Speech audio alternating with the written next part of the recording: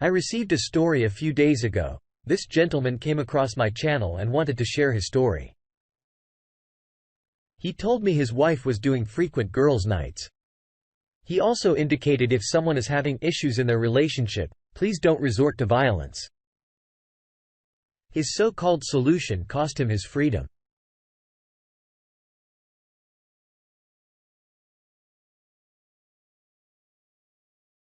First, let me say that my story took place in early 2010. I worked for a large retail store and my wife worked for a medical billing company. We were married for about 4 years and had a son together. I was just 26 at the time, my wife was 24. For the most part, our relationship was good. We didn't argue that much. I would say we had issues like any other couple, and we didn't have issues in the bedroom.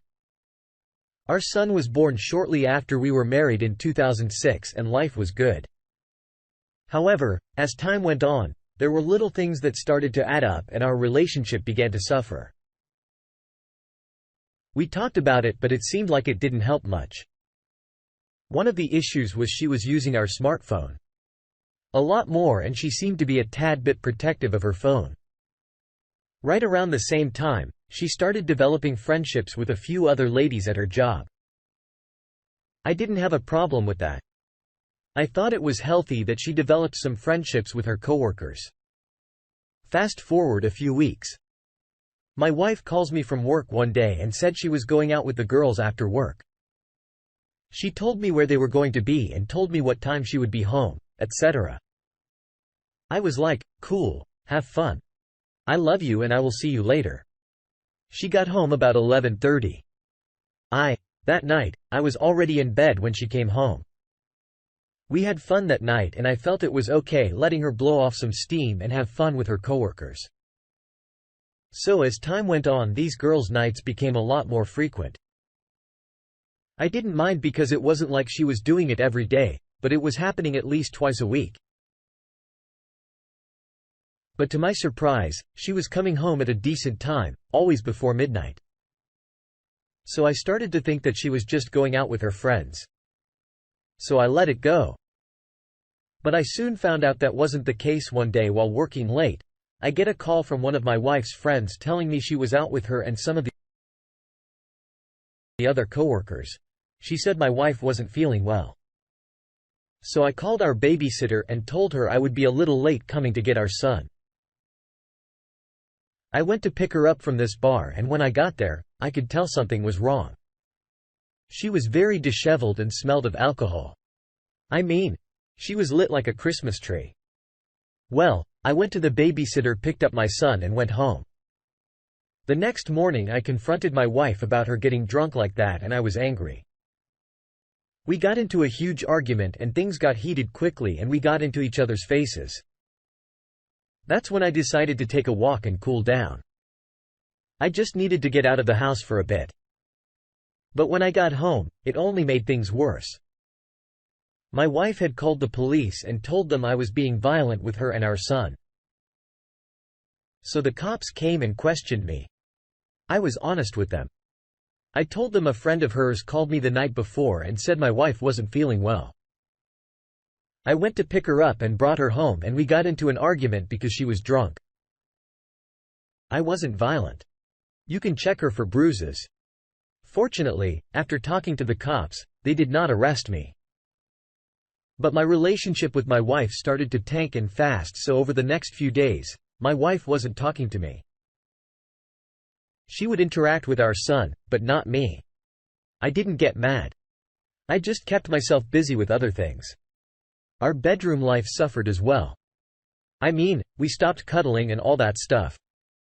It felt like she was distancing herself from me after everything that transpired. But this is when I started to fall apart mentally. I mean, I just couldn't understand why she was pulling away from me like this. So as time went on, her attitude toward me didn't change. So one day I just flat out asked her what's wrong. What are we doing? She tells me that she was still kind of angry with me from the argument we had about getting drunk. I said, you called the cops on me and lied. She said, I'm sorry, but I just wanted to protect myself and our son. That's why I called them. I said, "Okay, I get it, but we still need to work this out." I told her I couldn't believe she would not communicate and let this fester. We agreed that counseling may help. So we did some research and found a great therapist who could help us both. So that's when things started to turn around for us. We eventually worked through the issues and learned how to communicate better with each other. We also had some tough conversations about her going out with her friends so often and drinking to the point of almost blacking out. But unfortunately, marriage counseling didn't last long. We had a big argument and we went back to the same old thing. Her not communicating with me, it seemed every time she acted this way, the angrier I got. One day I was at work and I get a text message from my wife saying she was going out after work, and that was it. She didn't tell me where she was going to be like she normally did. I didn't respond to the text. I called my babysitter and asked her if she could keep our son for the night. And I told her I would pay her extra at about midnight. My wife hasn't come home or said anything. So I get in my car and go up to the bar. She usually hangs out. I didn't see her car. Thank God, but I just had a feeling she was there. So I go in and sure enough there she is, drunk out of her mind again. I drag her home again and she is mad, cursing me out, saying take me back, just nonsense, while I am driving home. I noticed she was on her phone texting someone. I asked her who is she talking to. Then she says, "Why am I being so controlling?" After that, I didn't say any more. I was done the next morning. I get up and go to work. I know my son is still at the babysitter's. So I left my wife a note that our son is still with the babysitter.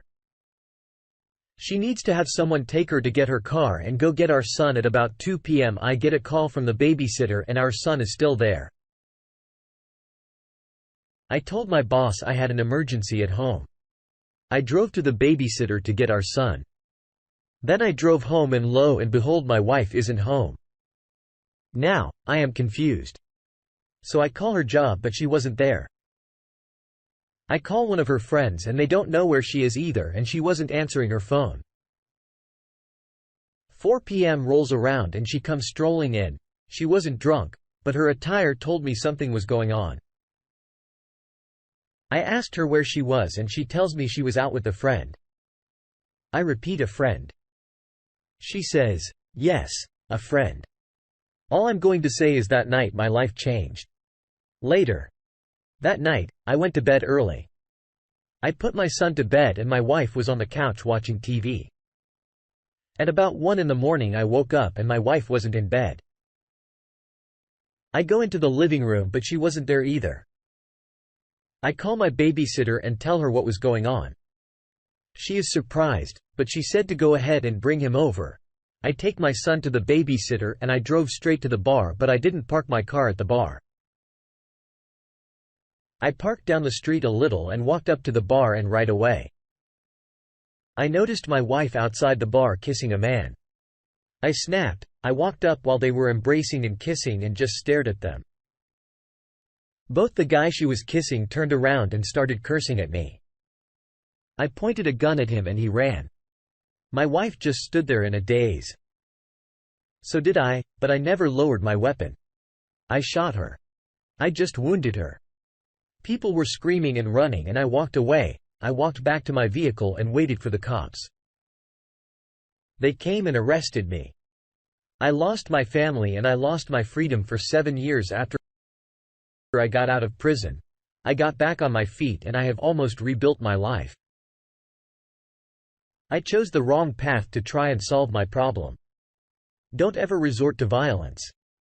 I got out of prison in 2016 and got some time reduced for good behavior. Even with a crime of passion with no criminal record, you are going to do some time. So think about that before you think violence is your answer. I want to thank Tony for his time. His channel is quickly becoming one of the best channels regarding these types of